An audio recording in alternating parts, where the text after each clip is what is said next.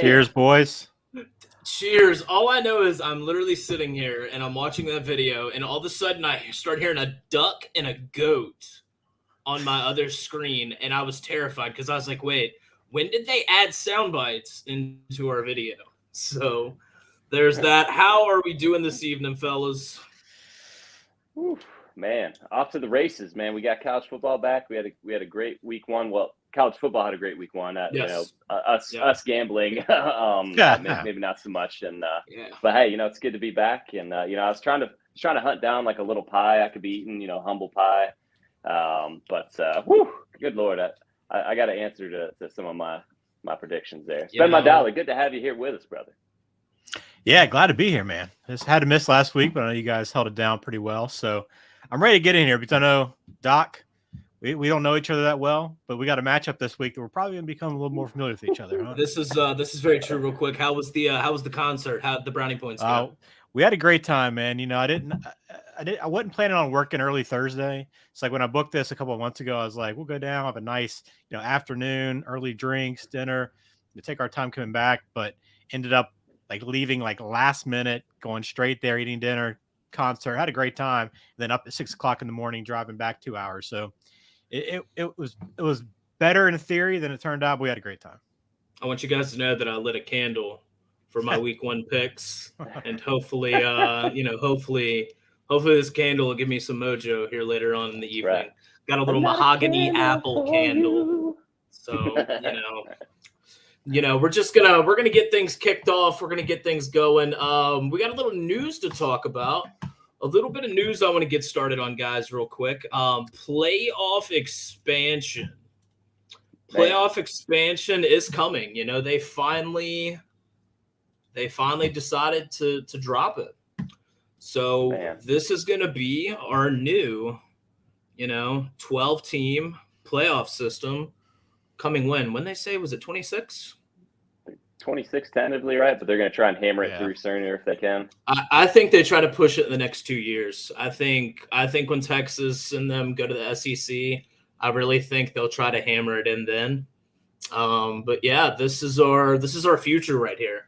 What's y'all's thoughts on it? Man, I'd say it's one of the most divisive. It's like, religion, politics, and playoff expansion. Don't talk about them at Thanksgiving because it's, people are on two ends of the street. For me, it's like, how can you be upset about more football? The one thing I love about it is home field. Just thinking about the idea in my mind of Ann Arbor, Michigan in mid-December and the Miami Hurricanes coming up to play in there, a little snow on the field. Like, that seems cool. The flip side of that, the other side of the argument is all of these playoff games in the opening rounds have been slaughters. Does adding more teams help? So, I see both sides of the coin, but I don't know. What do y'all think? What you got, Ben? I go back and forth. I think it was inevitable as soon as they started the playoff, right? That we're going to get to this point, spend more money or make more money. That's the whole idea. I think we'll enjoy it as college football fans. It's going to be fun to watch a few extra games, playoff games, like you said, watch a home game in some of these cool stadiums, and even maybe have a chance to travel and play an opening round game at a Michigan or Ohio State or UCLA or whatever. But like you said, I don't know if the games are going to be any good. I wonder if they're going to wait till they get some kind of conference realignment in order before like trying to push this thing forward, right? You hate to get this thing in order and like launch it, and then the next thing you know, like a bunch of teams switch conferences again. So I wonder how they're going to figure that all out. But it was only a matter of time. We'll enjoy it, but I don't know that it'll necessarily result in any different outcome than what we've had. Well, what's funny is, you sit here and you look at, for instance, last year, right? So the 5-12 would have been Pittsburgh at Notre Dame. Your 8-9 matchup would have been Ole Miss and Oklahoma State.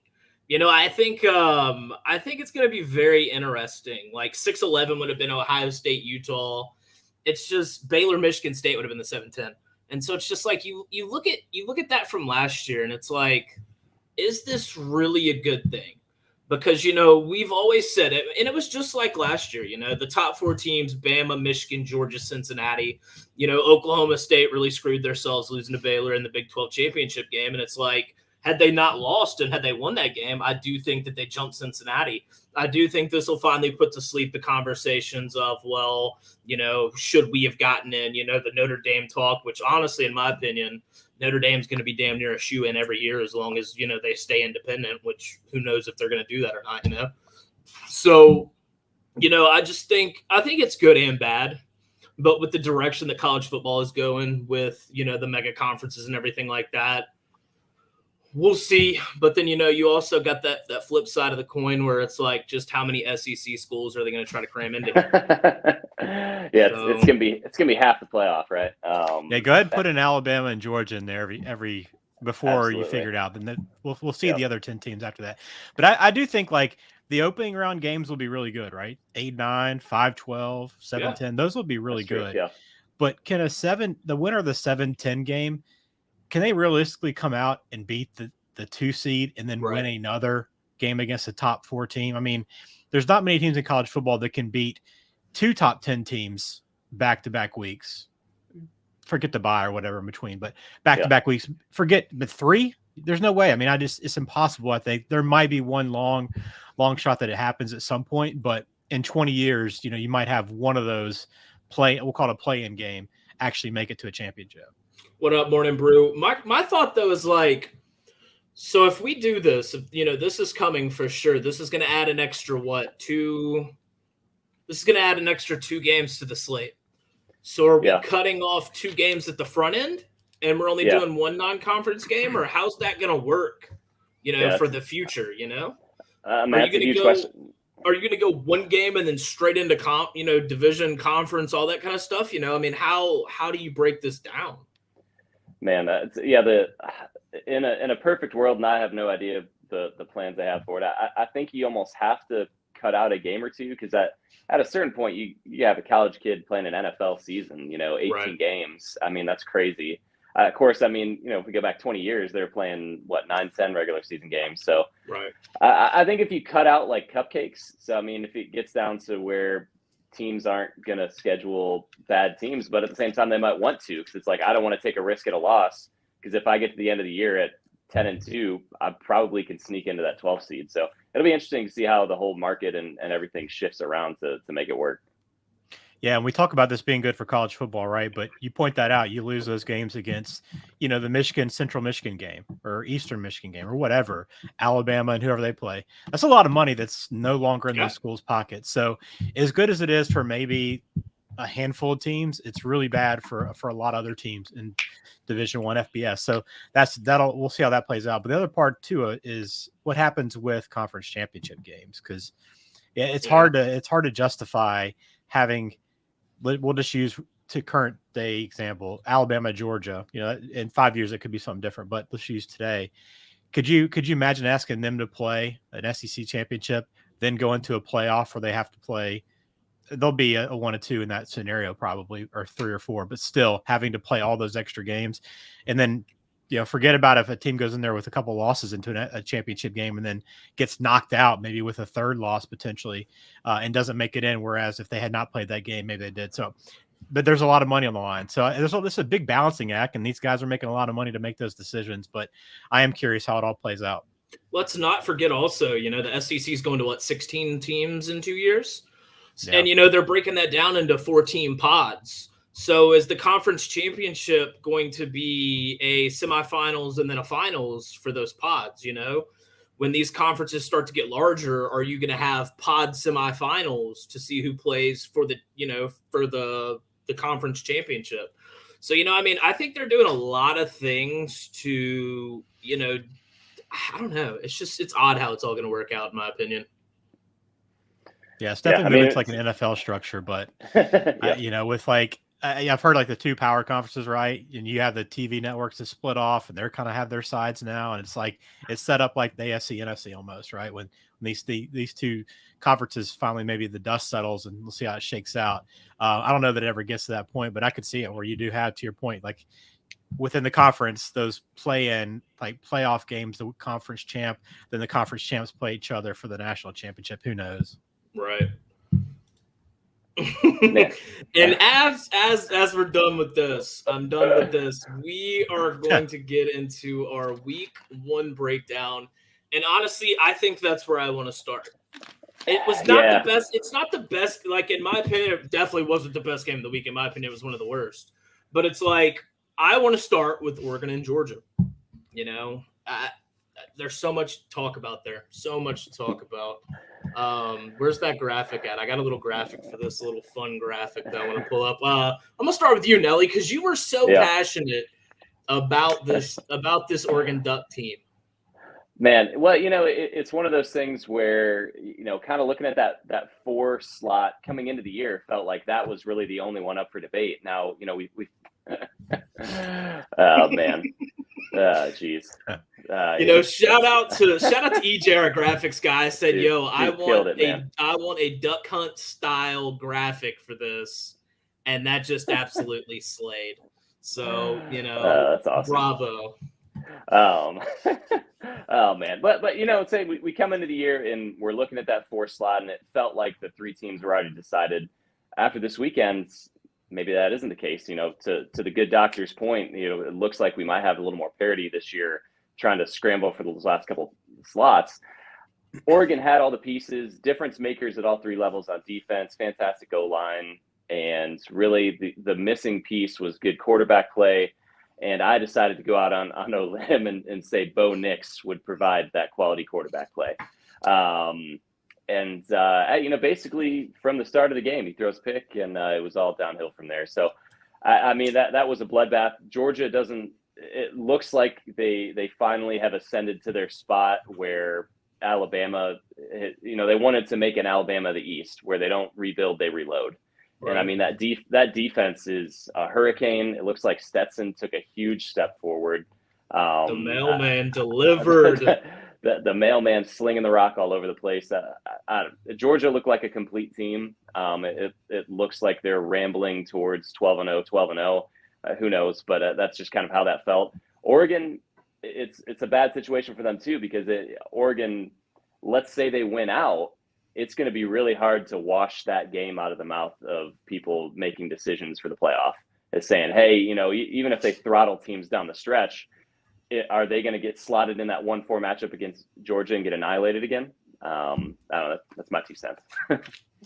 Go ahead. Yeah, you know, I was one of the ones that took Oregon in this game, and I had my reasons to do it, but I tweeted it out probably, I don't know, 8-9 minutes into this game. I knew I was on the wrong side, like completely. It didn't take long. It wasn't a game where you're like, you know, Oregon's going to hang in here. This is going to be a battle. Like, you could see it from the start that Georgia was far and away the better team. I should have found a live line and hopped on at that point. I didn't think it'd be to this extreme, right? 46 points, but Georgia's really good. Oregon, I think they're going to go through some transition. Bo Nix is what Bo Nix is. I think we can go ahead and crown him on that. He's an okay quarterback, but he does make some mistakes. But Stetson Bennett, and I think it goes back to like SEC media days, and people pointed this out. He had the new haircut, like the fade, the fresh look, like he looked like a completely different guy. And since that point, like it was like, okay, maybe this guy is elevating his game to a different level. He's not just that geeky walk-on, right? Now he's like a guy that's got some swagger, and he's played like it. So not even that, but like that group of tight ends they have. I mean, it's not fair. Man. They're good. Yeah. You know what's funny is, last week, we were literally talking about this game, and I couldn't even name Stetson Bennett. Like, I could not remember his name to save my life. And, it's just like he went out there and the mailman delivered, 25 of 31, 368, 2 touchdowns. I mean, they ran the ball for, 175 yards. They did whatever they wanted to on the Oregon defense. And, I tweeted it out a couple of times, like, does somebody want to let Bo Nix know the game has started? That's for starters. And Bo Nix needs to take the number 10 off. Like, as a Herbert guy, that's disgusting to see in the Oregon uniform. I'm just throwing that out there now, retire the number. But, it's just, I think, I want to say, didn't I say last week that I thought Oregon was a vanity at 11? Like, with the ranking there? Because, what did they show to even, just, I don't know. But it also goes back to the the preseason rankings are dumb. So, shout out to that. So I guess let's go ahead. Well, I was gonna say, I think the theme tonight too just is also like, let's don't overreact to week one, right? Right. I think Georgia's that case too. They're really good, but until we learn more about Oregon, and this could be one of the games where everything just kind of came together in their backyard. It's one of those situations. But I think we're gonna have that across the board tonight, where there's gonna be some games where I'm like, let's not get too excited or too low on a team quite yet. It's still pretty early. No, for sure. And I want to move to this game because, in my opinion, this was the game of the weekend across the board. And, you could say LSU, Florida State was the game of the weekend. But in my opinion, the game of the weekend happened in Gainesville, in the Swamp, Utah, Florida. That was a great game, top to bottom. Fantastic. An absolute barn burner of a game. The final score 29-26. You might think, oh, man, that's not that good of a game. The way that game was played from the second half on was phenomenal. Man, no doubt. And shout out to good Doctor Who. He was saying Anthony Richardson, early Heisman love, kind of out of nowhere. My goodness, he had, week one, you can't really have. Goodness gracious, throw that on repeat for an hour. Yeah. Incredible play. Cam Rising looked like, coming down the stretch, I was thinking, I was holding on hope that, I made that call that he's the difference maker in that game, and it looked like it was coming down to it. Tough break at the end, but fantastic game all the way around. Really exciting to watch. Like you said, second half really heated up as compared to the first one that kind of settled in. But yeah, who knows what to make of both of those teams, back to Ben's point of overreacting. But it certainly looks like both are going to be, pretty good this year. Yeah, I don't know. What is Florida up to, like 12th now or something, right? After that one game. It's a jump. It's a jump. Literally, they're up to 12. Game, right. Yeah. And that's all based on us thinking that Utah is a top 10 team, right? And they might end up being. We don't know, but again, I think that's a bit of an overreaction. They're good, but I want to see Richardson do that week in, week out, right? And maybe he can turn loose. He's got a new coach, new system. Maybe that's possible. And if he is able to do that, he could be an electric quarterback that will be in the Heisman talk if he plays like that. But again, I thought it was a great game. Almost 900 yards of offense combined from those two teams. Just kind of a back and forth. It was what we hoped it would be, and it was one of the the handful of games that delivered this weekend. No, and my big takeaway with that was, Utah. Excuse me. As a Pac-12 team, Utah went into the Swamp, and in the second half, they literally did whatever they wanted to in Gainesville, in the Swamp. They marched the ball down the field. Now, you can sit there and say them not taking that 3 when they were inside the 2, and going for it on fourth down. That was the nail in the coffin there. But, they had so many other chances. And, just at the end of the game, that one mistake on that throw, Cam Rising looked good. Uncle Rico, or not Uncle Rico, what's that dude's name from Napoleon Dynamite? I can't think of his damn name. Yeah. Pedro from Napoleon Dynamite almost led Utah down the field to win the game. But, Anthony Richardson, like you said, Ben, absolutely electric, And if he keeps it up, which, we'll talk about it here in a little bit, he's got another statement game this weekend, in my opinion. Yeah. You'll see those odds, which they jump from 4,800 to he's under 2 plus 2,000 now.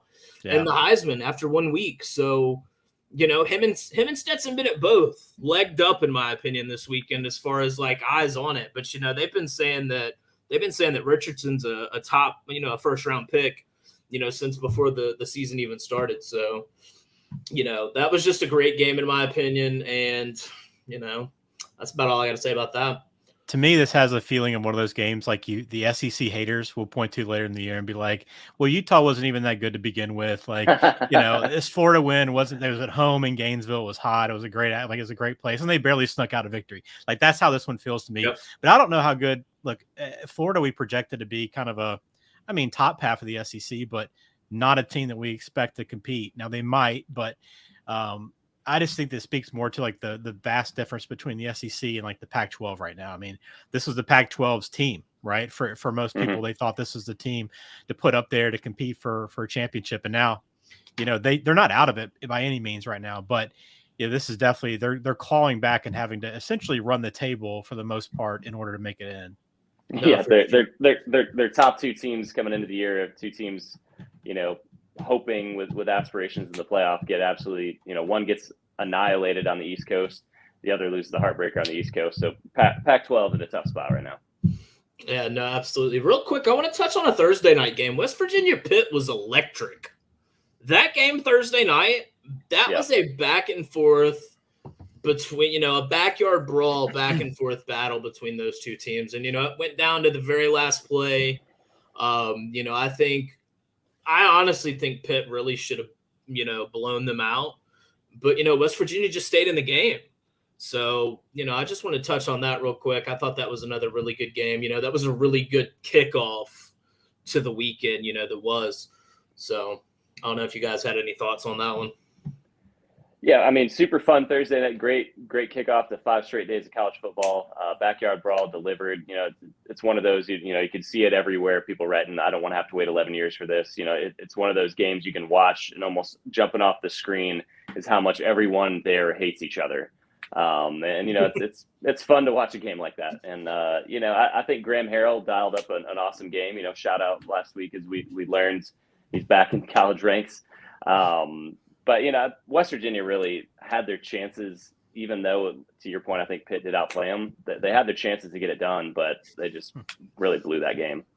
Yeah, no, for sure. I think my couple of thoughts on that one were, it's all about finding the right line when you pick a side, right? 100%. Because we bet it. We picked it at what, 7.5? Yeah, we picked it at 7.5. So that saved us from having an even worse record, right, guys? So no, that was a big half point. Saved you.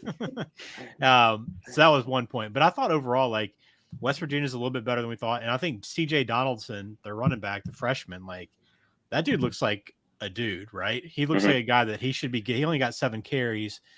Looks like he should be touching the ball at least 10 times a game. And I think they've got a good chance to be kind of sneaky in the Big 12. I think Pitt's a solid team, and they had Pitt beat, barring that won't call it a collapse necessarily, but the way that thing finished up, West Virginia had that game in hand, and it would have been a huge statement win for them and the Big 12 had they held on. I love the fact that ESPN has CJ Donaldson listed as a tight end on their website.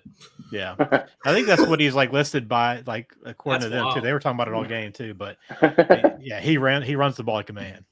Real quick, I want to touch on the absolute joke that was Iowa Hawkeyes football this weekend. I went to a birthday party Saturday morning, and it just so happens that I went to like an arcade, and that game was on, and I knew I was going to be there for 2 hours. I think they're playing South Dakota, and so South Dakota State. Yeah. And I just fired a bet, not realizing that South Dakota State's one of the 3 best, FBS programs in the nation. And that was an absolute joke of a football game. Iowa. What bet did you fire? Hope you fired the under. I just fired. What's funny is I think they were only minus 135, and so I just fired like a money line bet. I didn't even touch the over under, nothing like that. That was just a terrible game. The North Carolina Appalachian State game was absolute madness in the fourth quarter. Like bananas. The fact that a guy can take a kickoff back for a touchdown and it's a bad idea. But did you see? That was just one of 100 things that happened in that game. Did you see that though? Did you see why that happened though? Every single, they all got absolutely just. And what's funny like out of their cleats. And what's funny is it's like I had somebody say that's legal, and I had to think to myself, I'm like, is that legal? Because I don't think I've ever seen that. The way their kick returners just ran through the kickoff team it was absolutely amazing. That game was insane. Just all around points galore in the fourth quarter. I think it was 60 something points in the fourth quarter alone. Like, yeah, I mean, I think Gene Chizik's got his work cut out for him to try to get that defense in order. Stay on the overs and on North Carolina games while you can. I know Vegas is caught up, but I mean, in all seriousness, though, I think like Drake May looks pretty good, right? I mean, there was a quarterback battle up until the last week when Mac Brown made up his mind, and Drake May, a guy that had committed to Alabama for a while before changing his mind and going to North Carolina, which has been a great fit because he'd be behind Bryce Young right now, but now he's playing as a freshman. 9 touchdowns, no interceptions, and he's going to have a chance.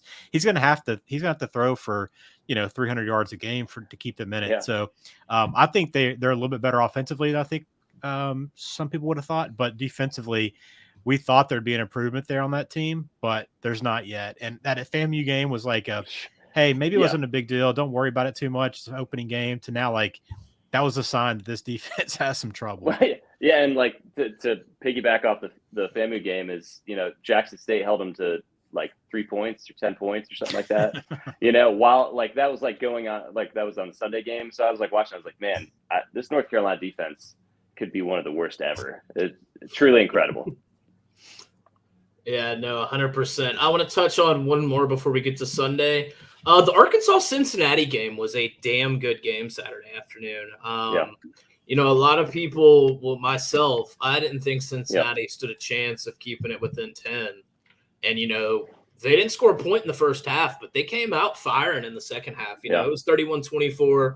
Arkansas came away with the victory. I'll tell you what, Cincinnati's defense put a ton of pressure on KJ Jefferson. Like, he was hobbling around that game.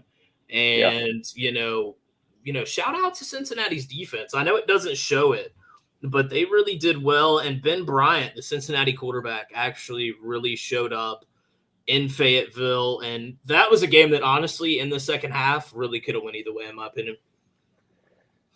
Yeah, I mean, it's super fun finish to it. I mean, it really took Jefferson scrambling for that first down at the end for that one to finally be put on ice. Super back and forth. I think, back to the reaction or overreaction. I'm ready to fully buy in on the hype train with Arkansas, thinking that they can be pretty competitive out in the West. What does that mean in a world where Alabama's there? This should be fun. This should be fun. We should have a good time. I think that, not to jump ahead here, but I think they rattle off a few wins here. And I think Cincinnati's been able to establish enough. Luke Fickell's a hell of a coach. I mean, he's a fantastic coach. I hate to say it since he's an Ohio State guy, but he is a world-class coach, and he's got Cincinnati set up well. Yeah, this one, I couldn't get too excited about this game for whatever reason. It just didn't do it for me like a lot of the other games out there, but it was a well-played game. I think it's one we'll look back on later in the season and kind of point to as maybe one of the bigger games for the big picture later on. Just I think this is a big win for Arkansas, and it kind of does, to your point, justify like this team. Pittman's got this team in the right spot, and they're continuing to move forward. And what he's doing there is impressive. Excuse me. No, I agree 100%. Let's get down to the T, guys. You know what? I actually almost forgot about this one. Ohio State and Notre Dame. I just want to talk about the game after this so bad, but Ohio State and Notre Dame, and can we just say that we were all so wrong when it came to Ohio State? And let me go ahead and say this for those in attendance: the best offense we've ever seen. I need somebody to eat some crow on this one, because man. As I was watching the games, I was just trying to take little like miniature notes, and most of it's just kind of stream of consciousness, top of my head, whatever. Open up Ohio State, Ryan Day equals fraud. So that's kind of the first thing to go with. Offense equals terrible, not generational. I'm an idiot. Things like that. So Jackson Smith and Jigba's banged up. He's out for a few weeks. Stroud looks pedestrian. Normal. I have no idea what to think of Notre Dame this year and what they are, what they can be, what their defense is. But even if, let's just say that they're just an elite defense, these 21 points at home when you have all the pieces that they have is unacceptable. And I don't know. I mean, that, to the overreaction, do I need to reset expectations of what they can be? Because it's just them getting out of the gate. There's nothing you can take away other than they looked really very disappointing on offense. Or is it that Ohio State just had a really good game plan? They had a really good game plan, and I got to shout out their offense. Like, they didn't put points up, really. They put nothing up in the second half. But the way that they kept Notre Dame's defense on its heels for most of the game was honestly, in my opinion, that was the story of the game. Notre Dame's defense and their offense together. I mean, it was just a total really good game plan from Notre Dame. And, shout out to their head coach for the bulletin board material. They didn't get the job done, but, that was a very interesting game. Yeah, I think Marcus Freeman will probably hang his hat on covering the spread. I guess that's what he's got going for him. But I think when you watch this weekend, there's no question when you watch, and I know the competition level for Alabama wasn't even close to what Ohio State faced this week, and then also Georgia. Like, you watch those two teams play, they were sharp, crisp, they looked dominant in every facet. And I know this was a very tough game, but Ohio State needed to look different, I think. And I'm not sold on them yet. They got some work to do. There's a 1-2, a clear 1-2 for me right now. Again, after 1 week, but there's a clear 1-2 for me. Then there's another group behind them that need to kind of figure it out. Yeah, and I totally agree with those points, and I do think it's 1A, 1B, and then we have a whole lot of weeks to figure out what's next. To do the flip side of that, and I talk about how bad Ohio State's offense looked. The Ohio State defense last year was in the 60s, 70s, 80s rankings in most statistical categories, which again should be unacceptable for Ohio State. And their defense, again, I have no idea what to expect of Notre Dame's offense. They don't really have skill position talent that I could tell. Good offensive line, pretty good quarterback play, but I don't know who's going to score points for them. But the Ohio State defense seemed to take a big step up. No, I honestly agree. Ohio State played a good game. It wasn't that they played a great game. They played good enough to get the job done. And in week 1 against a top 5 team, that's all that matters. Touchdown Jesus couldn't save Notre Dame. And, that just is what it is. Ryan Day came in there with the game plan. And, I don't know, man. Is C.J. Stroud that guy? C.J. Stroud did fall. He's no longer the Heisman favorite. So there's that. Our guy from Alabama, Mr. Bryce Young, now has that mantle. So, C.J. Stroud really did look very pedestrian, but, I understand them taking away his number 1 receiver. I think I think the jury's still out on Ohio State, but I think they've got a couple weeks to figure it out before their schedule gets spicy. So. Yeah, they got their 45-point favorites this weekend. They'll put up 35 in the first half, and we'll be talking about, okay, Ohio State looks good again. No need to worry. What's funny is I'm glad that you just brought that up. I was reading a stat earlier that teams that face a 50-point spread are 11-4 all time in the last couple of years. And Michigan's a 51-point favorite this weekend against Hawaii, so you might want to fade Michigan. Just throwing that out there, guys. So that's a lot of points, man. I don't think I don't know if I'd ever with good conscience lay money out there on something that's over 50 points. There's no shot. I don't think I could do it over 40. Let's talk about them Tigers. Them LSU Tigers in Florida State. Guys, that game sucked. That game sucked until 2 minutes left in the fourth quarter, in my opinion. Mm-hmm. That game was terrible. Florida State was literally doing whatever they wanted to LSU. LSU's quarterback, Jaden Daniels, I see why he left Arizona State. But, Jaden Daniels looked like LSU had this quarterback a couple years ago. I had his name pulled up a second ago because, you'll know who I'm talking about, Ben, when I say the name. And it was just Brandon Harris from a couple years ago. Yeah. That's what Jaden Daniels reminds me of. He reminds me of Brandon Harris.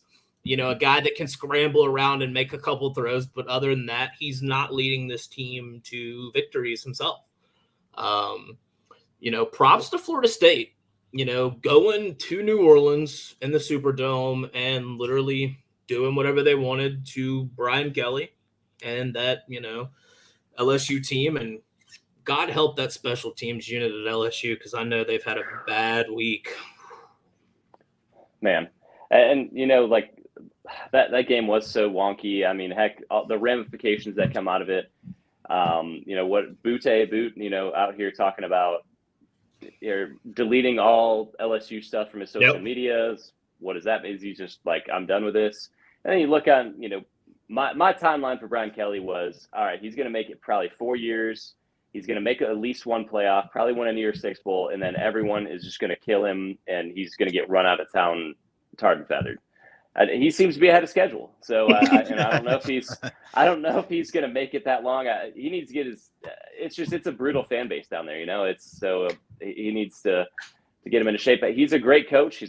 I hate him both as a coach and the person, but he is a fantastic coach. So we'll see what he does. For pizza, you are spot on because they don't know how to spell the word go.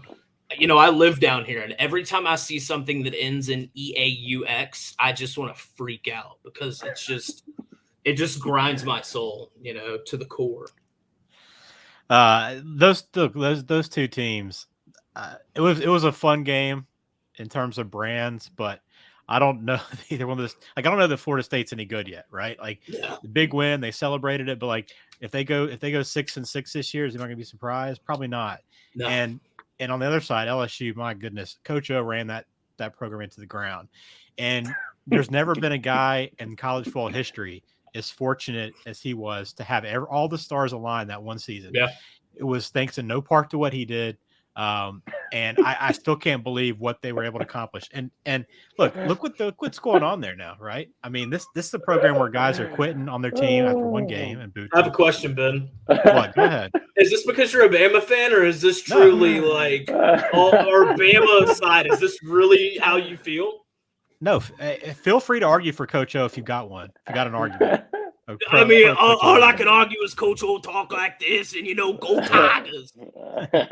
I mean, look where they are right now, though. I mean, this is a program that has talent consistently, and now it's kind of falling apart. But Brian Kelly, I don't know. I don't know what direction that's going to go. It could be off the rails within a year, just judging by how cringe a lot of the recruiting stuff's been.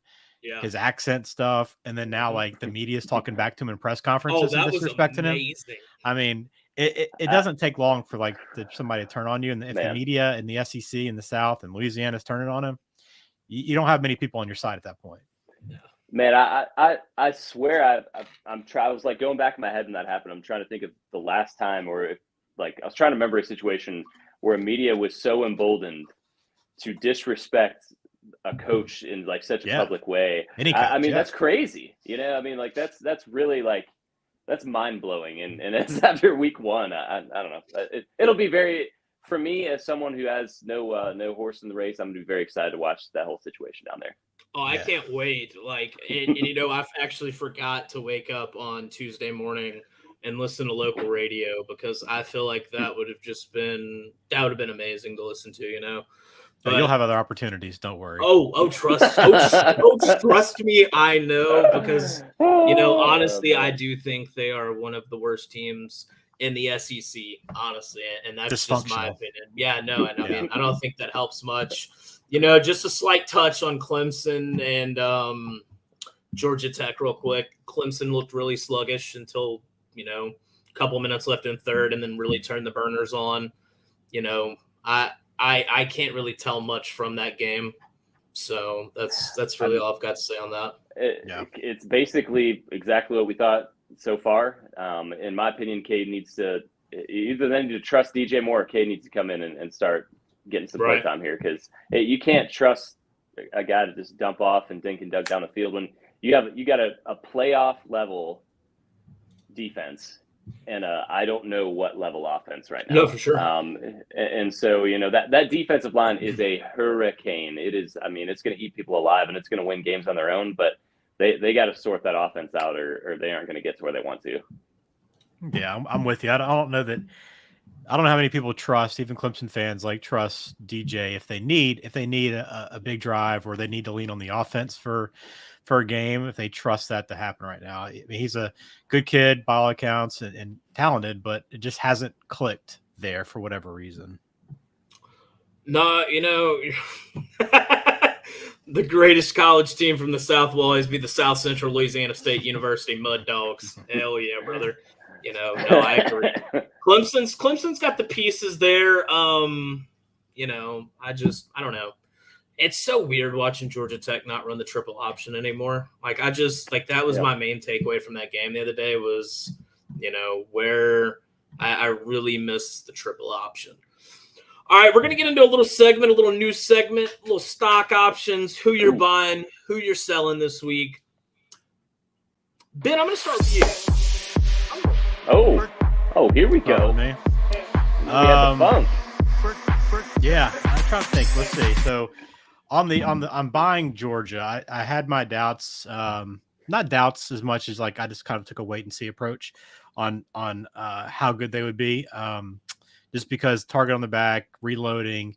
They have a lot of good players, and Bennett's better, I think, overall. And he's playing with confidence now to go with the skill set that's there. So I'm buying those guys right now. I'm trying to think of who's stocked down, like who really turned me off after week one. I mean, LSU, obviously. I mean, I think that's pretty clear with kind of where I stand. I didn't have expectations for them, but I think that's a team that like could legitimately win 3 or 4 games. Right. just because the wheels could fall off and just the locker, they could lose the locker room pretty quickly. And I don't know if Kelly's a guy that can bring that together, but I'll probably add to this. I want to hear what you guys think, but I'll probably have a couple more. Go ahead, Nelly. Man, I want to get people out there some good bargains, some rags to riches stories here. So I don't want to take any obvious plays. So, buy or sell is going to be kind of loose here. When I say sell, I am thinking of Texas A&M. Week one, I know that's probably a huge overreaction, but I need to see them start to get something rolling here. They're all the way up to 6, right? Or something insane like that based off of an 8-4 year last year. I don't know. I got to see something to believe out of that. They squeaked out a game that was actually tight late in the second half. It was the single possession game run into the half. So I don't know about that. Buy wise, I'm buying the Southern California Trojans defense. It's at least not the worst in the country. That's as far as I'll go with that.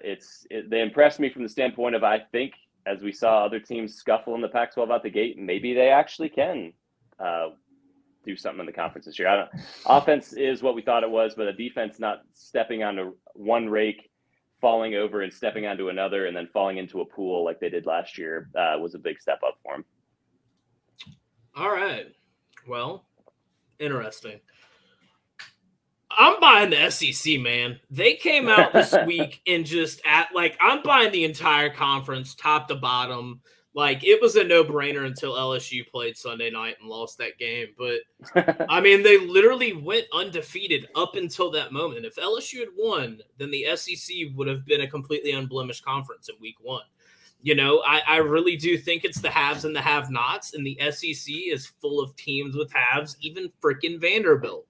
So, honestly, in my opinion, I'm buying the SEC as easy as that is to say. Just in total, it's the SEC's world, and we're just living in it, guys. As sad as it is for me to say, as a Big 12 guy, it's just, in my opinion, it's a no-brainer.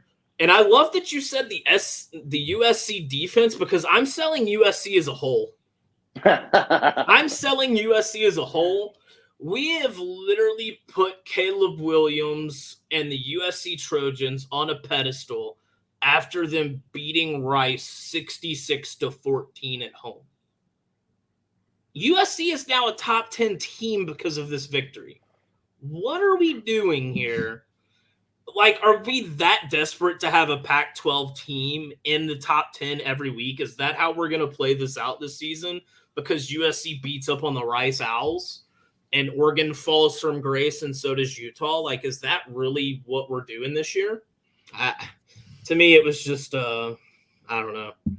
I get where people are coming from with them, just with all the pieces they have on offense. Right. But we're going to be picking that game later, the Stanford game, and I've already locked in my pick. But this is one that definitely makes me nervous. To your point, like a lot of people buying into USC right now just because of one big offensive output, and we expected to see that. But let's see him get into a grinded out kind of game and a style that Stanford plays, kind of make it a little tougher on them. This week will tell us a lot about them, but I don't have an opinion one way or other on the Trojans just yet, although I did like what I saw week one. I'll add one more that I'm selling to Virginia Tech. Grant Wells. I liked him at Marshall, and like some of the, not every mistake was his fault, but 4 turnovers week one. Old Dominion, I was excited to see Old Dominion. I thought they came on strong last year, and as a team I was kind of keeping an eye on coming into this year to maybe take another step forward. Not thinking they'd beat Virginia Tech week 1, but yeah, I think the Hokies they're in another program that's in a complete rebuild right now. Man, and so here's my question: is how does this happen to where Virginia Tech is playing in Norfolk at ODU twice in 4 years? Because they played there 4 years ago and also lost then. Why do they keep going back there? Just think about this, okay? If you're a Virginia Tech fan, they lost that game. Was it 4 years ago? 5 years ago? Mm-hmm. Old Dominion didn't play football the COVID year. Like, they were one of the few teams that didn't even play a single game. Okay. They took the entire year off. So their program, not only it is what it is, but they took an entire year off, came back last year after not having practiced for, 400 days, and still were able to get back to a point a year later where they could knock off Virginia Tech again. This is a team that's taken a break as a program and still was able to knock off Virginia Tech again. I mean, that's tough. That's tough to swallow. That's a great sale. great stock sale right there, Ben, man. That's it's tough over there in Blacksburg. We're gonna move on to some power rankings, baby. A little AP top 25. I mean, honestly, the top 2. That's set in stone, boys, for a long time, in my opinion. And then I love that Michigan squeaked up there into 4 after beating whoever they beat this weekend. I'm not here to talk about Michigan right now, but it's like, I don't know, Oklahoma, Notre Dame only fallen 3 spots after losing to Ohio State's very interesting. That really shows. That really shows that they're going to do whatever they can do to keep Notre Dame high all year. In my honest opinion. What's your biggest takeaway from the top 25 you see here? So we got Tennessee hopping back into the rankings. That gives us a great ranked matchup this week.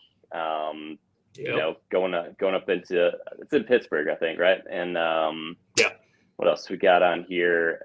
The Notre Dame falling 3 is crazy to me.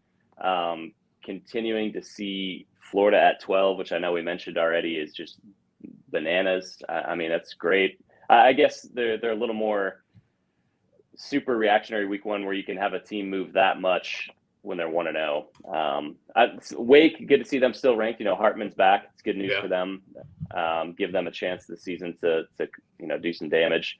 Not a whole lot of other movement up there that kicks out to me.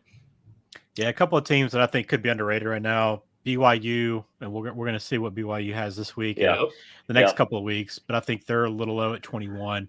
And Arkansas, Arkansas at 16, had one of the best wins in week 1. So they didn't have a lot of movement there. So I think those are 2 teams that maybe be a little underrated at this point. I figured they might throw Miami into the top 10 because they beat Bethune-Cookman 70-13. As crazy as that sounds, because I do think they're going to try to squeeze another ACC school into the top 10 here pretty soon. Man, there's some media outlets that have Miami as like, I saw one where they had them in the playoff. Like, what do we do in week 1, man? Like, we're getting hot on the trail there. Hey, it wouldn't be a football season without Miami getting hyped up, right? We see it every year. Everybody, we want Miami to be back. It's great for football, but they're not there yet. I hyped Miami up last week. I hyped Miami up. I said Miami was too low, and they go out and beat Bethune-Cookman, by 50-something points. So no, I think NC State should be lower. Higher than 18. I think they should be somewhere in the 20s after that squeak out win that they had this weekend. That's a good call. Houston, that Houston game, man. I don't know if y'all caught any of that game, but Houston and UTSA was absolutely nuts. That crazy game, and I completely forgot after the second overtime that the third overtime going forward is just 2-point conversion. So anybody that had Houston -3, -4, that was my lock of the week. Just completely cooked at that point. You're just sitting there watching like, God, will this game be over? And it's just like, I think Houston should have fell out of the top 25 in my opinion. I don't think a road win at UTSA, as crazy as the sound is, that great. I am glad though that they did not put Texas in the top 25 this week. I am so blessed and so glad that they kept Texas out of the top 25. You just have no idea. I was actually shocked. That's when I pulled it up. I was like, all right, Texas 24, 25. Whoa, a different color orange tee at 24. So, yeah, we'll see that they got a great shot to move up the rankings this week. If they can figure something out there in Austin. Man, NC State. Quick back to that, just super fast. Ben, you want to make any comments on NC State? Yeah, I know we had some love there last week for them. Yeah, and Mr. Leary. my opinion hasn't changed too much on that. I mean, it's a tough in-state game playing at ECU, and I think they were the better team. They missed an opportunity to score in that game, a touchdown, when they had an opportunity. They're near the goal line, and they also could have lost the game. There's no question about that. But I think they were a better team overall. And this is one of those games, like, you get through, you win it, you move on. Like, it won't a 1-point win won't affect them at all later in the year if they have a good run through the ACC. So yeah. I would like to see him, Leary especially, look a little bit sharper. He had a couple bad passes there, but overall, it doesn't change much of an opinion right now. We'll see as the next couple weeks go on. No, for sure. And, I got some comments this week about our man Veza in his video week 1. People were asking where he got that chair. People were asking, we want more Veza videos in his little corner in his chair. So, let's toss it over to our man Veza, and let's see. KOD Universe, what is up? Veza back again, ready to kind of recap my thoughts on week 1 of college football for KOD University. I'm going to try and rip through this because, man, these videos are so long. I just don't think I want to see 10 minutes of my face. So instead of talking about that, let's get into it. I promise y'all every week we have super sexy, super serious ranking. And let me tell you, right now, I'm so serious, I'm not ranking anyone. Whose fault is it? Clemson's fault.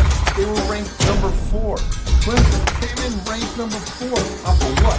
Projection. They weren't that good last year. I'm not enjoying what I'm seeing from the quarterbacks. Yeah, they won 41-10. They made it look good at the end. But let me tell you, it was tough getting there. Just not buying this team yet. And that's the reason I want to let the season kind of play out. Give me some wins. Let me see how you blow. Go blow out 3 or 4 teams. Maybe you'll be worthy of that number 4. Until then, just not going to be ranked. Maybe the number one thing I saw.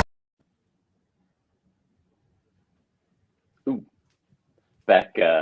Why are we cutting off? Why are we cutting off our man Veza there? Nah, I love the energy he brings. I can't wait till he's actually back in the saddle full time with us. So, what happened? I don't know, Doc. He bailed on us midway through. Did he really? Because I was getting ready to go outside and enjoy me a nice Marlboro, and now all of a sudden we are back. All right. Yeah, no, I was ready to come back in here because I needed a lighter, and here we are. Timing. Hey, back in the saddle. Yeah, no, we're back in the saddle. All right. Well, the beat goes on. Jigga said he's going to try to, handle that video in the backstage area. I don't know. But let's go ahead and get started in week 2. Actually, and while y'all are talking about this, I'm going to go close my back door. So give me a second because my back door's still open. Oh, man. So where are you at on this one? I know, as objectively as you can be, which I think you can be objective there. Is just, is this one going to be close? I would love for an entertaining game, maybe an entertaining first half. Texas defense absolutely can't stop Alabama's offense, but can Texas offense score? It's the question. I mean, you can see what the money's done, right? I mean, I think this line in the offseason was around 15 when they did the game of the year lines. And this thing opened at 16 and a half, 17, and it's climbed up over 20 quickly. So I think we know where money is.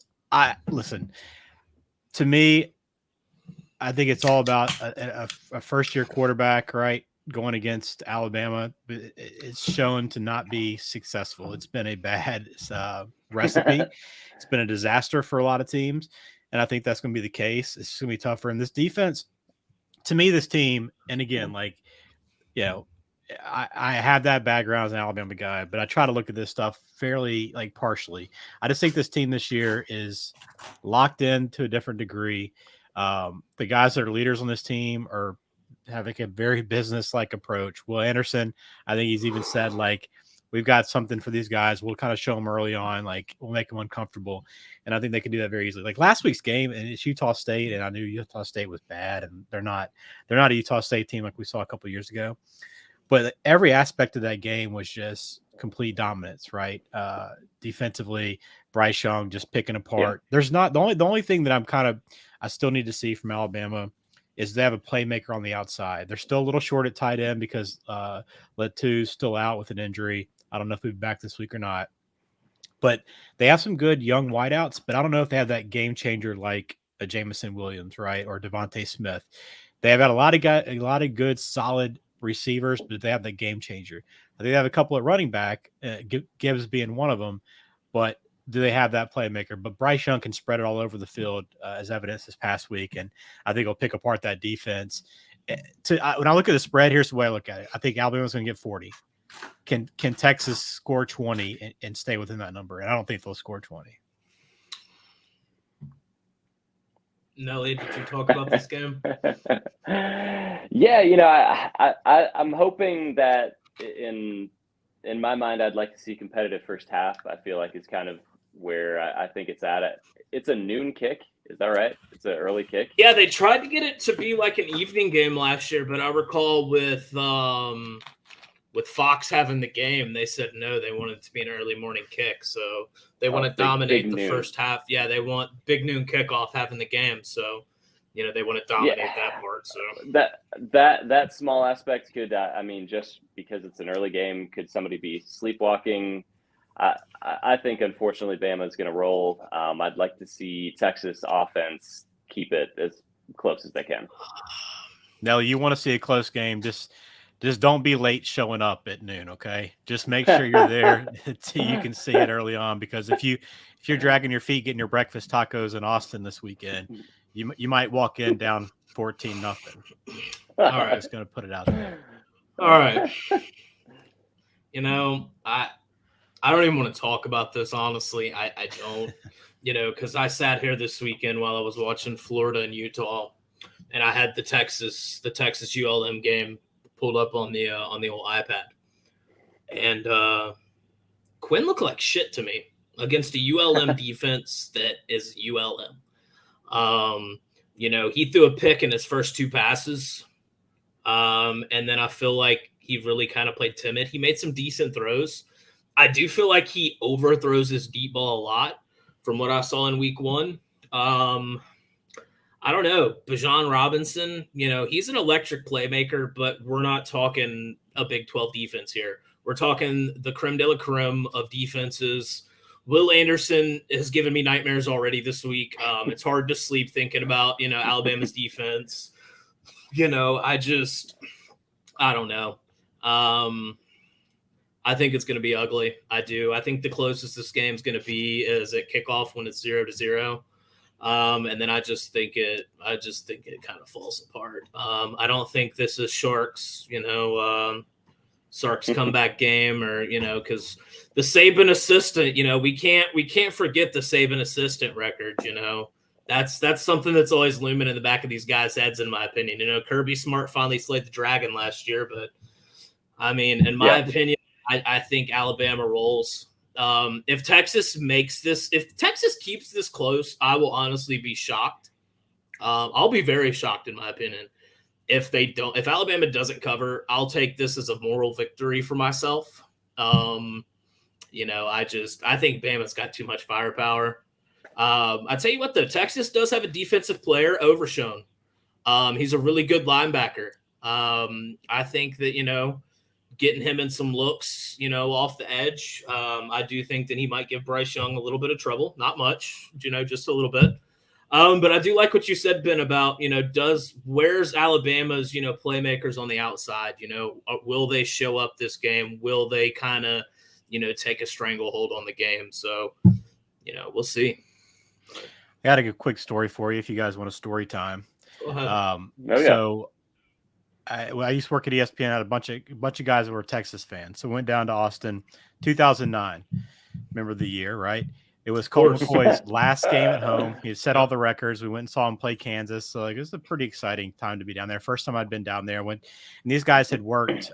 They were on the sideline, part of the staff as like ball boys or what, student managers during Vincent Young's year. So like we got to get a tour of the locker room. So go back there. I throw on a Colt McCoy jersey. My buddy throws on a Jordan Shipley jersey. We take a picture, right? There's the big two guys that year. Mm-hmm. Well, fast forward, 2 months later, and it's Alabama and Texas national championship game, and Texas wins. Colt McCoy gets hurt, and since that point, Alabama's worst record is better than Texas's best record over that stretch. I want to kick you out of this stream so bad right now. So my friends say that like maybe like it was a jinx. They want me to go back down and like let's break the jinx. I'm not going to return to Austin this weekend. We're going to let that hang out there.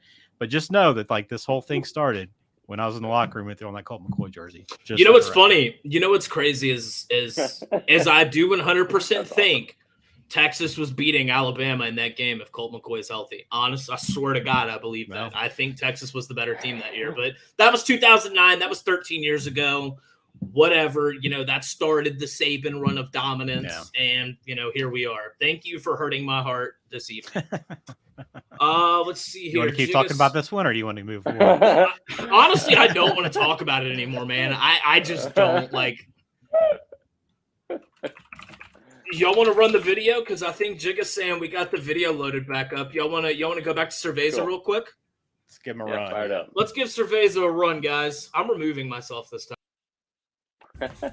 KOD Universe, what is up? Cerveza back again, ready to kind of recap my thoughts on week 1 of college football for KOD University. I'm going to try and rip through this because, man, making these videos takes so long, and I just don't think y'all want to see 10 minutes of my face. So instead of talking about that, let's get into it. I promised y'all every week we'd have surveys, super sexy, super serious rankings. And let me tell you, right now, I'm so serious, I'm not ranking anyone. Whose fault is this? It's Clemson's fault. They were ranked number 4. Clemson came in ranked number 4 off of what? Projection. They weren't that good last year. I'm not enjoying what I'm seeing from the quarterbacks. Yeah, they won 41-10. They made it look good at the end. But let me tell you, it was tough getting there. I'm just not buying this team yet. And that's the reason I want to let the season kind of play out. Give me some wins. Let me see, are you blowing? Go blow out 3 or 4 teams.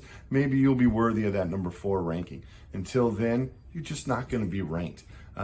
Maybe the number one thing I saw this week that turns me off from the rankings is today, filming on Tuesday, Bama got voted number 1 over Georgia. Yeah, Bama pounded a usually very game Utah State team. But Georgia took on Oregon, supposedly, the best of the best in the Pac-12. Why were they ranked that highly? Clearly projection, not actual results. And I just, we got a defending national championship, which should that even matter? But, how can you look at 1 week and just say, oh, yeah, Alabama should be number 1? No. If we're talking about anything that's happened on the field, Georgia played a pretty good team, beat the pants off of them. I'll give you one team. Surveys is super sexy, super serious rankings. Number 1, Georgia, begins and ends with them. I want to jump right in to what I call the sad segment. Sad for teams that played so poorly that we should not forget how poorly they played. You're probably looking at the top teams and the exciting games. Well, here's the not exciting games from the not top teams. Number 1 on my list of sad is Virginia Tech.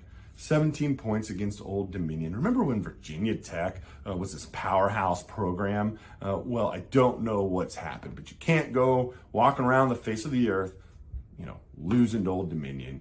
It's just not how you get your program back. So Virginia Tech, so sorry, but sad. Iowa, 7 points. I mean, they're forever going to be a answer to a trivia question, 1 field goal, 2 safeties. We all saw it a whole bunch of times. But let me tell you, 7 points, it's sad. You can't do that. You're not going to win games in the Big Ten scoring 7 points. Navy, don't have much to say. 7 points against Delaware, sad. Lastly, Oregon, what rhymes with yuck? Duck. Just embarrassing. Didn't even show up. Got punched in the face and went back into the pond or wherever ducks go when they get punched in the face to hide. They got 121 votes in the AP poll, guys. and gals. 121 points. They scored 3. They should not be the 26th ranked team in the country. They shouldn't be the 50th ranked team in the country. They should just be unranked like a whole bunch of other teams that were less than impressive, like Virginia Tech. Rip through the teams I thought were deserving this week. Georgia, everybody saw what happened. Don't need to go back through that.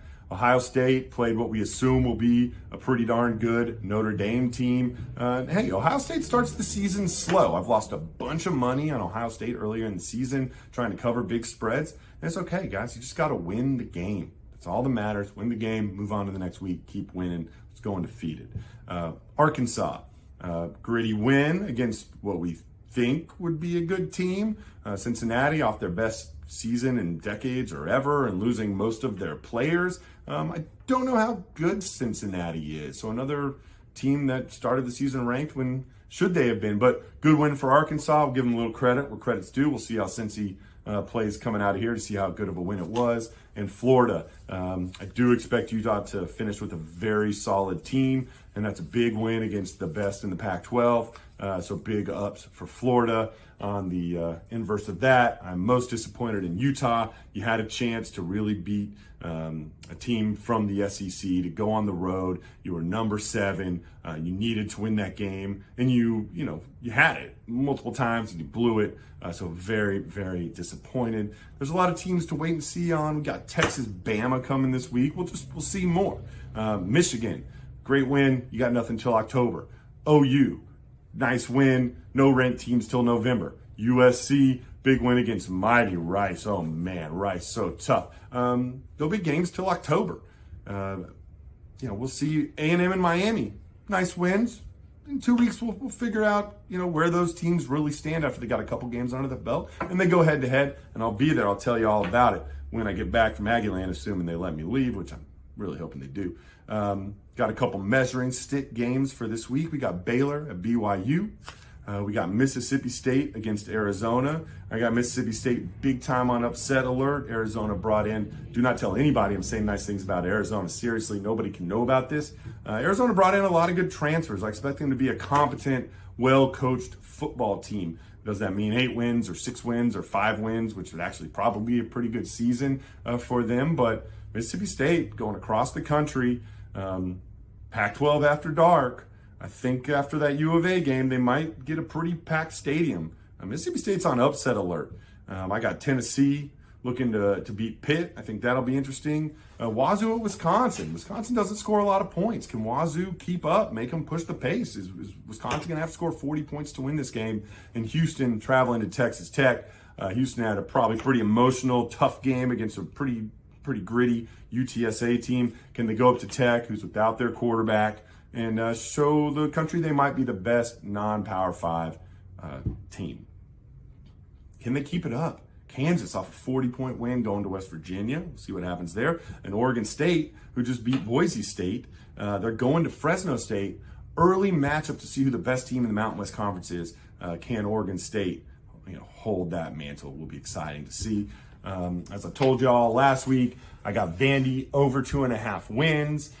They've got 2. They beat Elon, mighty Elon. They're playing Wake Forest this week. I'd like to not have to sweat this all year. I got a mortgage to pay. I got a cat to feed. So we're going to be watching Vandy every week here in this space. Next week, I will be on the show. Will be on KOD University for the first time. I'm going to the Arizona State, Oklahoma State game this weekend. Look forward to just bringing you a lot of info, whatever I find out there, what's good to eat. How are the traditions and the culture out at Oklahoma State? And where's the best place to drink? And is it even worth going? Which I'm thinking it's going to be pretty awesome. So for KOD University, Sir Veza signing out. Give him hell. There we go, Sir Veza. Hell yeah. Sad. Yeah, I missed his chair this week, guys. I really liked his chair last week. I kind of wish we were back in the chair this week, but hey, maybe we'll get a chair stream this upcoming week. What rhymes with duck? Yuck. Yuck. That's awesome. Let's get back into it this week with the next game on the docket. We got Tennessee traveling to Pitt, and it's funny because yesterday before the AP poll came out, I was talking in a group chat, and I was like, how is Tennessee getting 7 points on the road, or given 7 points on the road, and they're unranked? I was very, especially with Pitt being ranked, I was like, that's kind of wild in my opinion. And then I was like, well, it is the SEC too. So, what's you guys' opinion on Tennessee traveling to Pitt? Man, I think this is going to be one of the most fun games. We saw it last year where Pitt went down there and really a Pitt team that had just lost to Western Michigan, beat them in Knoxville. So now they're heading back up. It's a revenge game. I think Hendon Hooker's the real deal. I don't know about the other side of the ball for Tennessee, but offensively, I think they're going to ring up some points. I think it's going to be a close game. I'm leaning Pitt covering, taking the points, but I don't know. I think this one, I don't know. This one's a wild card game. Yeah, I'm with you on that. I think Tennessee is better. They're improved. Hooker's getting a chance to finally kind of just go at it, right? But I still think this spread's pretty big, especially at Pitt. And Pitt obviously didn't play as well as everybody thought they would week one, but Tennessee, until they're in a big spot and can get over that hump and win these big games and win them in the fashion they're supposed to, I'm gonna fade them a little bit here. But this game should be high scoring. 65.5. I think Action maybe had some money moving towards the under, but to me, it just seems like if Pitt's going to win this game, they're going to have to score points, right? I think Tennessee's going to score. So this could be a back and forth, could easily turn into what we had last week with the backyard brawl with a little more offense. Mm-hmm. No, for sure. And, I 100% am on the lines of this is going to be an absolute shootout. I just think that, Hendon Hooker can play. Slovis threw the rock last week, Slovis looked good last week. I'm going to give him his flowers for that because he definitely played a solid game. But Hooker's a damn good quarterback, and I don't think that needs to be stated too much. But yeah, no, I pulled up the Action Network, and it does look like you've got a little bit of money moving towards the under, but it's still overwhelming. You've got 77% of the bets at over 66.5 and 84% of the money. So it's actually up 7%. So, everybody's saying this is going to be a high scoring game. 7 points is a lot, but, I don't know. We'll see. I know that's one of the games we got picked later on. So, of course, I'll wait and give you my final pick on that and everything like that. But, I don't think Tennessee's got the defense to really slow down Slovis, and Pitt damn sure don't have a defense, in my opinion. So, I think we definitely got the classic shootout brewing up there in Pittsburgh. So I think this is going to be a really good game this week, guys. Kentucky going to the Swamp. I love the fact that Florida's got back-to-back home games to start their season, really get people talking about Florida to start the year. Back-to-back home games against ranked teams. And, man, I think it's an awesome quarterback matchup. Levis, AR-15, your boy. It'll be interesting to see, what Florida does for an encore. Can they follow up on their big, huge emotional win? People moving them to 12th in the country in rankings. Can they handle that from a team that was horrific last year? I'll be interested to see. I think it should be a good one. I think Florida probably has a talent advantage, but what does that mean coming off of last week? Yeah, I think this line's moved a little bit because of last week's performance for Florida. I think Kentucky still is going to give, I think, Richardson a lot of trouble in this game, and he's not going to be able to scramble as much as he was against Utah. I think they're going to be ready for him. Like last year's game was low scoring, 20-13. I think you have another one that can kind of get ugly a little bit here at times. And for those that are like super high on Florida, I think this game might bring you back down to earth a little bit, just in terms of like they're not going to look like a national championship contender, I don't think, but could be wrong. But I think this game will be tight. There's a lot of money. I'm looking at the money right now because, we were talking about the totals and stuff like that a minute ago. Everybody's saying this game's going over. Like there's a lot of action on the over, but I'll tell you what, the spread has moved to 5.5. And it's a 55-45. lean in towards Florida. So, it's a very interesting game. And yeah, I'm with you. Anthony Richardson carried the ball 11 times for 106 yards and 3 touchdowns last week. He didn't have any through the air, but just the way that he, just spread the field and was able to just get out into open space against Utah. I do think that a team like Kentucky definitely probably has better defensive athletes than, a Utah, especially playing in the SEC. It's just, I think this is going to be a very interesting game. I think you're right though about that statement you made, Ben, about this being a game that Florida, might come back down to earth. I'm hoping not, because honestly, I'm loving the Anthony Richardson for Heisman campaign I started last week. So, I really do want him to keep performing well. Fair enough. 51 points is so many points. Yikes. They keep it low. I'm not in disagreement with you there. Let's move on to our next game. The University of Southern California is traveling to the Tree Farm to play Stanford. This is a sneaky game, in my opinion. This is a very sneaky game. I don't know. I think this is the first test for SC, in my opinion, this year. I don't know if they just go into Stanford and dog walk them, and if that's what they're expecting to do, I think they're in for a rude awakening here. Man, it's tough. It's definitely a huge, for them, a big measuring stick game of what everyone is hyping them up to be. Stanford's style, like Ben mentioned earlier, is something that has really been a huge thorn in their side for 15 years now. Yep. Smash mouth, hard nose, power eye. They've struggled with it and lost to him a bunch of times because of it.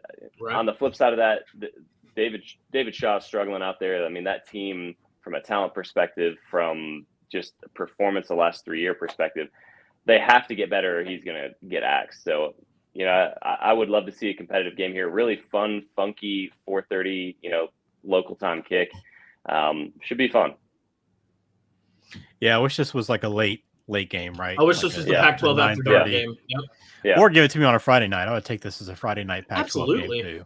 We don't have this much, but yeah, I mean, I think this is just it's a great kind of measuring stick for where SC is right now, and this is a game they need to win convincingly. If we're going to take them seriously, I think sneaking out a small victory over Stanford isn't going to get too many people excited. And I think Lincoln knows that. I think he's going to go out there, and I think he's still trying to build up.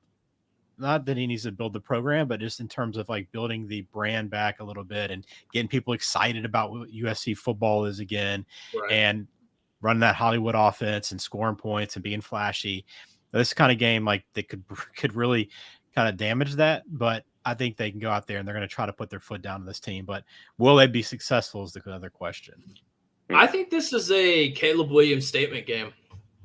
Ooh. If Caleb Williams comes out there and really, really drops the hammer, I could see Caleb Williams moving up in that little Heisman, the Heisman talks, because, honestly, the media loves a West Coast USC quarterback, anywhere near the Heisman. So, this could be the start of the Caleb Williams Southern California hype train for real if they go into Stanford and really, do some damage. So, I do think USC wins, but I do think that Stanford does have a shot here, a real shot to pull the upset.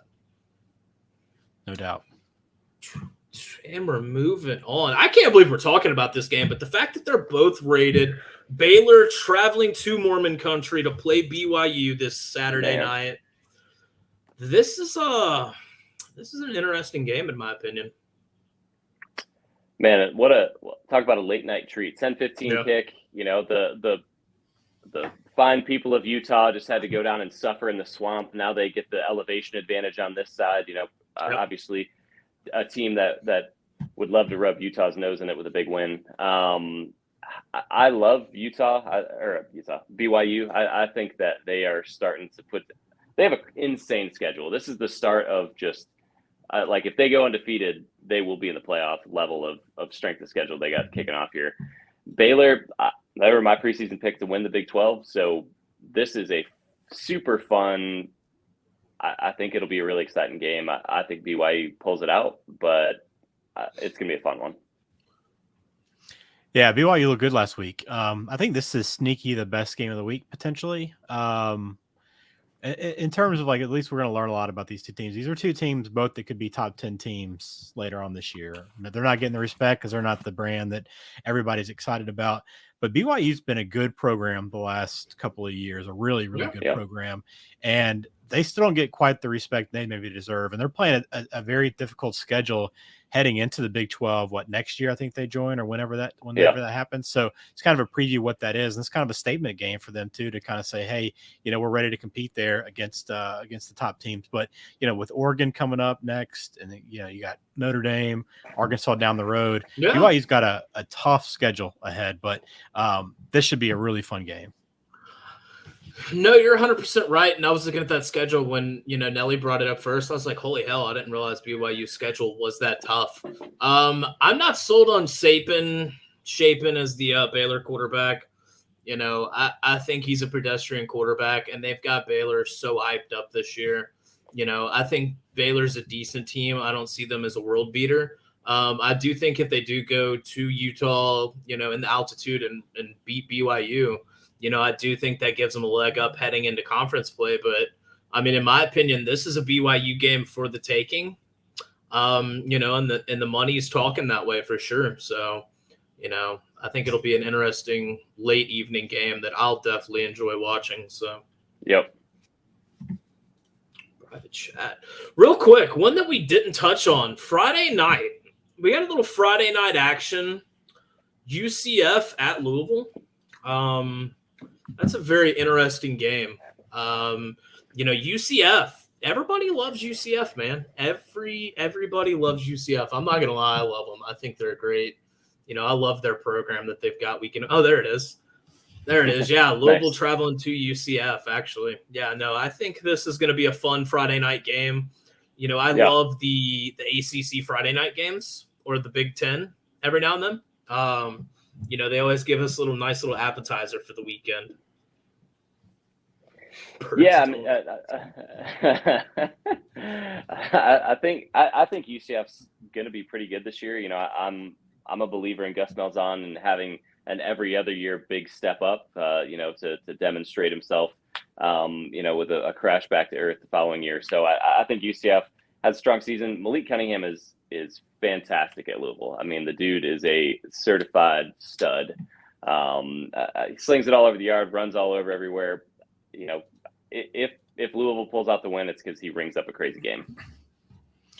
Yeah, I failed to point out earlier on that Louisville could have been a team in the sell segment. They might have had one of the worst performances in week one, losing 31-7 to Syracuse.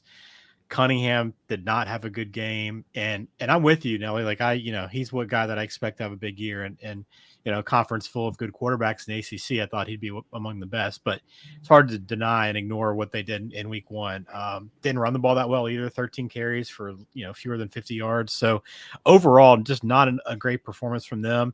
And I think that's why now they're all of a sudden a touchdown underdog, right? And UCF had a blowout win over a nobody.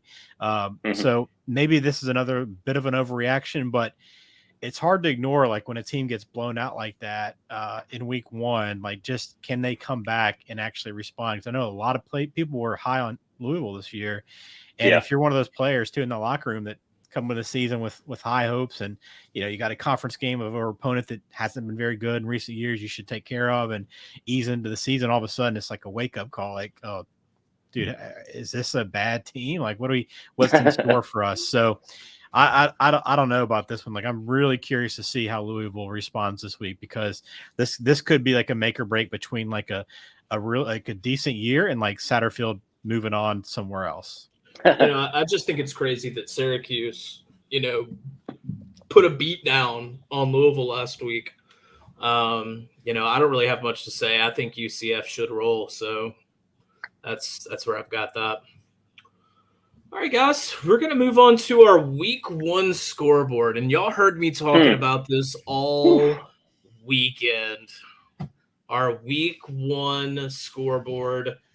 Thank you, Clemson, for turning it on in the fourth quarter, or I would have been 0-7 this week. Never in my life did I think that I would have this bad of a start to the season. So I just nowhere to go but up. Yeah. We started off really low, and then we got that Clemson win, and now we're just gonna, just keep on going up. I love that our man EJ, put your record there in a different color just so nobody missed it, right? Well, nice man, I don't know. It's crazy because, like I said, Utah had that game won, in my opinion. LSU just whatever. I think they would have won in overtime if they had went to overtime because they were hot. But West Virginia, there's a lot of close ones this week. And I think that's the thing, and also the hooks. Those damn hooks, Man, no doubt. And I think that was the funnest thing about the whole weekend is the hooks. Could be the avatar. It is the avatar. We love the pink background cat, okay? We love it. But it's just, I don't know, man. It's it's week 1. Veza just smashed us this week. Look at all this, just sad. Yeah. Just looking at this is me blowing out my week 1. There we go. The thing about these games are like we're picking the biggest games of the week, right? So these aren't games that we probably like at all when we're making picks by the spread, but we're picking them because it's part of the fun of the show. So Cerveza, respect to that week 1. That's a heck of a performance. Yeah, no doubt. No, he definitely had the edge there for sure. So, let's go into week 2, guys. Let's go into our week 2 host picks. Let's see. Are we going to get any better this week? Are we going to get any better? No doubt. This is our lineup. Oh, man. Yep. It's exciting.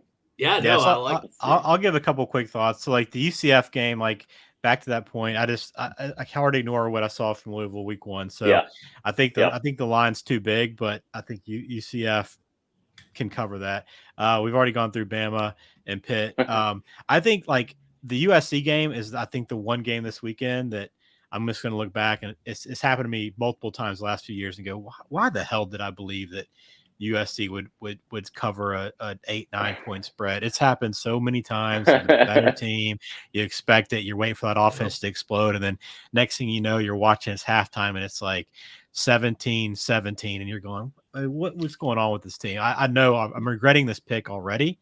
And so good for you, Doc, because you're on Stanford. Maybe I don't it's feel just good about it. It might just be because I'm a Lincoln Riley hater, honestly. Like it might just be that, It might just be because I hate Lincoln Riley and Caleb Williams, So, and by the way, the Texas spread is 20.5. I am getting my 2 points here. Okay, that 18.5. We already locked it in. We locked it in. No, that 18.5 is for the Louisville bird with the fake teeth. Okay, I'm getting my 20. I'm getting my 20.5, and we're calling it a day. But no, I think we're in for another treat, this week. I like the Veza's pretty much on all favorites this week. Yeah, that's something. Yeah, start tailing him, man. Maybe I can get week 1. Well, what's funny is I think I went most favorites week 1, and it definitely didn't turn out well. So hopefully, besides UCF, hopefully we can, kind of trail. I can go the opposite way there. I don't know. We'll see. I think it's going to be a great week. And you got any thoughts, Nelly? Yeah, just a sneaky good week. Usually you have the big, the pomp and circumstance. Everybody excited week 1. You get all these huge matchups and get the juices flowing. And week 2 is nothing but slaughters. But I think we got some good games to put together here. And, starting off with Friday night, I think that'll be, a good entertaining Friday night game. And, Tennessee Pitt. But all these on here I think will be fun. So I'm just excited. Hopefully I'll have better picks than last week. Hey, you never know. It could be another one of those weeks where we're just down in flames. I'm gonna have to get the Titanic flute on here for next week. So let's go into our locks of the week. Yeah, no Casey, no Clemson versus Furman, and yes, I did go with Texas. I'm just riding them because that's my boys. Let's go into our locks of the week. Nelly, look at us. How about it, man? Here we go. Wow, I like it. All right. We got 2 Arkansas 7.5. Well, let's hear your reasoning, fellas. Man. All right. Yeah. So I feel like the hype train quietly got built in South Carolina behind Shane Beamer. I think he's building a good program over there. I think South Carolina is on their way to being what I guess South Carolina should be. It's a 7-8 win team. I think they're on that path.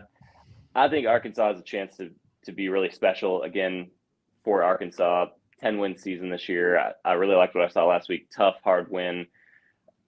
I think they keep it rolling at least for another few weeks. They're going to run into some other buzzsaws in the division, but I like them on the crossover. I have one thing to say about why I picked them. Spencer Rattler is a bum. Spencer Rattler is a bum. So that's why. Man, it's crazy. You just half the teams that we're picking here, you somehow have like a personal vendetta. It's the wildest thing. Like Oklahoma just completely just went like Rattler went to the East Coast, Caleb Williams and Riley went to the West Coast, and it's just like I don't know, but yeah, Rattler's a huge bum. Yeah. I'm not a big fan of the way he plays the game and the way that he threw a temper tantrum last year because he got pulled for Caleb Williams. It's just like, man, I don't have any respect for him, to be honest. That's just my personal opinion on it. And I think Arkansas is a good team, and it's South Carolina, in my opinion. I just don't understand the hype that Rattler has gotten, and like it feels kind of undeservedly so. He was up on big boards for being like top 10 in Heisman picks. He was considered like an early draft pick, like selection forecast. What is this based on? There's no body of work to support that. And let's not forget, he was picked off twice by Georgia State this weekend. Hey, Georgia State's not bad. Georgia's not bad. I know, but it's like, I mean, Doc, you can't bet with your heart, man. You can't bet with your heart. You're not wrong. What do you think on that game, Ben? Well, I mean, I wish I would have gotten this number earlier. I think it opened at like 7. Obviously, the Sam Hartman news that he's been cleared to play. We'll see how much he actually plays. That's like the one thing in my mind that could be like, okay, maybe this isn't a great bet. But I still look at like Vandy's, and I know Cerveza's like not wanting to split out those 2.5 wins, but he's got to wait another week because this Wake Forest team with Hartman, they're going to score points, man. And White's a fun quarterback to watch for Vandy, but I just don't think he can throw the ball like he needs to. He's going to break off a few runs, but this Wake Forest team's good. I mean, let's don't forget where they were a year ago, and then with Hartman now back at the helm. And this should be, I think, a 3 touchdown spread personally. So I'm gonna roll with Wake at 13. A couple other games that I do like though, I'll throw them in here just from some bonus picks. I'm watching Southern Miss against Miami. I think Southern Miss they did not throw the ball very well, but Frank Gore Jr. is a very good running back going against this Miami team, and they're getting like 25 points again. Unless you buy into the Miami hype, it's a huge number for that team right now. And I like the under in that game too, because you look at the numbers last week. I think Southern Miss completed 5 passes and threw 3 interceptions. So they're going to be running the football a lot with Gore, just pounding the ball, run the clock, and then Miami, who they have next week. Is it BYU? Big game. No, not BYU. Big game, though. I forgot who they have on deck. A&M. So they have a big game on deck. So even if they do get up big, like it's going to be, let's sit on the ball, run it out. So I like the under and 25 with Southern Miss in that game. You know what's funny is last week, actually, I was watching Florida. I want to get back to Florida real quick. I didn't realize that Travis Etienne's little brother was Florida's running back. They got a little combo back there in the backfield with Richardson and Etienne. Man, that's a name value alone. That's a pretty solid combo. But, I do love Cerveza's under 52.5 in that game. I think that's a very interesting number to watch. I wouldn't be surprised if it went under, but I do think that the over hits on that game. I think there's just going to be a lot of points scored. We're going to have to track our lock records, too, as we go through the year. Yeah, so I'm 0-1. I know that much. Because, Houston, Houston and that -4, I'm like, that's easy money.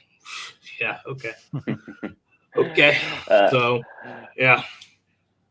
I had BYU last week, and that's why, I'm riding them again. They didn't make my lot, but more of that was baked into USF.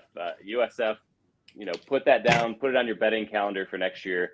Whoever they open up with, take the other way because they are a horrific. They're not a good team to begin with, but they're really bad to start the year against Power 5 teams.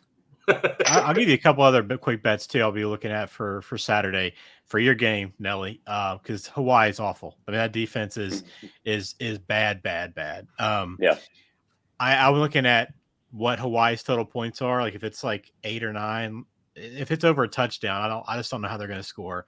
And then also going to look at JJ's rushing yards. I don't know what that prop's going to be, but we saw what White for Vandy did. He just gashed them.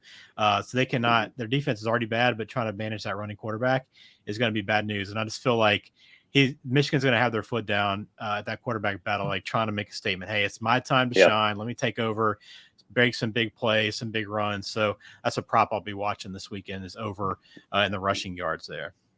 Nice. I like that pick. Yeah, it is crazy to look at. Just this could be a historically bad team in Hawaii. And, the cupboard got left bare is a tough situation. Chang comes in literally in January, February, right? And so, they're playing in a high school stadium right now while their stadium's being built. There's a lot going against them. Their defense is bad. Their offense is probably worse. I would almost 50 points a lot, but I would look to fade them the rest of the year, man. They're terrible. I've got 2 more for you. I think the over at 63 Houston, Texas Tech. I feel like that's going to happen. I 100% feel like there's going to be a lot of points scored in that game. I like that. And then I tell you what, I like Washington State getting 17.5 points at Wisconsin. Okay. Like that's who'd Wazoo open with? Hold on, I'll tell you.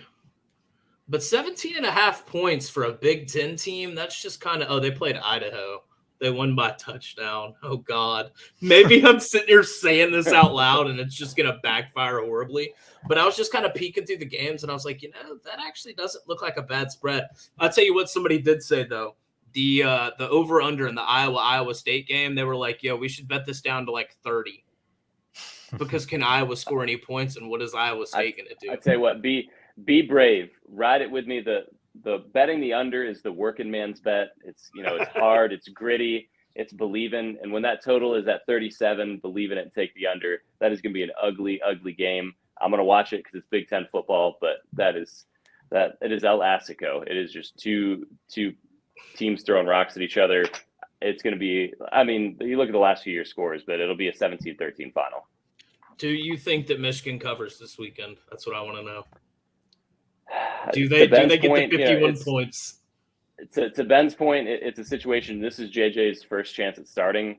He is not lacking for confidence. He wants to show it's his job, and he doesn't want to give it up. They're going to hammer it down. Offensively, we kind of scuffled out of the gate last week too, so I think they're going to try and work some kinks out. I never want to tell anybody to take 51 points, but that Hawaii team is horrible, and Vandy almost covered 50. Just remember, guys, 11-4 all time against the spread in their last 50-plus point underdogs.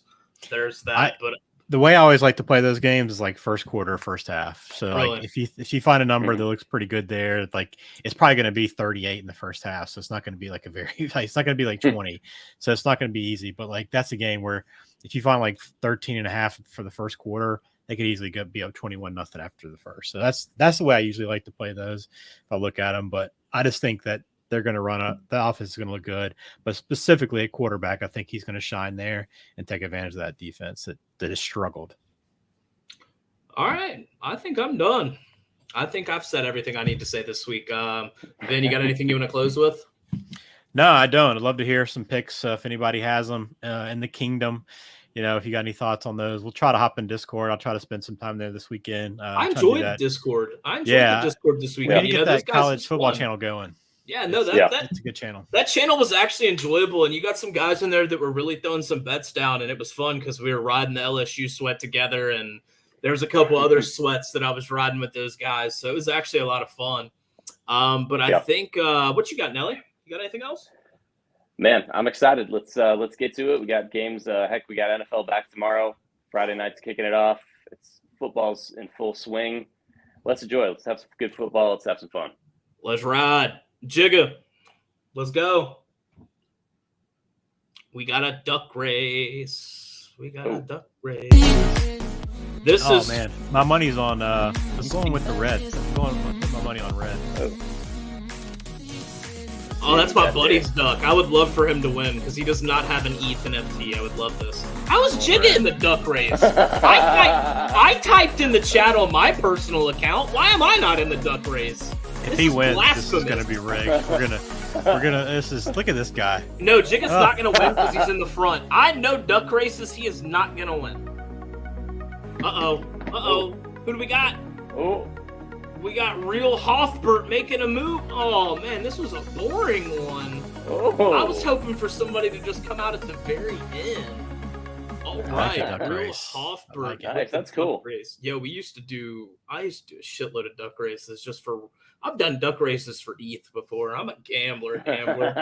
All right, guys, that does it for us. 100%. That is why I fit in perfectly with the Knights of Degen. All right, guys, that about wraps it up for us. You guys have a good evening, and we'll talk to you next week. Same time, same place. Roll Tide, Doc.